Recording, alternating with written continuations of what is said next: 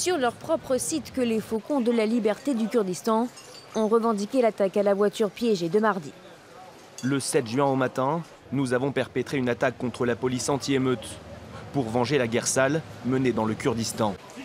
L'attentat s'est déroulé dans une zone touristique d'Istanbul et c'est justement aux touristes que le groupe radical s'adresse à la fin du communiqué. Nous tenons à avertir les touristes étrangers en Turquie et qui veulent s'y rendre. Les étrangers ne sont pas notre cible, mais la Turquie n'est plus un pays sûr pour eux. Les Faucons de la Liberté du Kurdistan, les TAK, ont été fondés en 2004 après avoir quitté les rangs du PKK, qu'ils jugeaient trop humanistes. Depuis, l'organisation radicale est proche du Parti des travailleurs du Kurdistan, mais autonome. Le gouvernement turc, lui, ne fait aucune distinction entre les deux. Tout comme les États-Unis et l'Union européenne, la Turquie considère le PKK et les TAK comme des terroristes.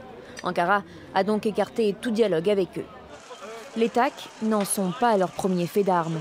Ils disent être responsables de plusieurs attaques, notamment depuis le début de l'année. En février dernier, ils ont visé un convoi militaire à Ankara, bilan 28 morts et 81 blessés. Le 13 mars, toujours à Ankara, un attentat à la voiture piégée a fait 37 morts et 125 blessés.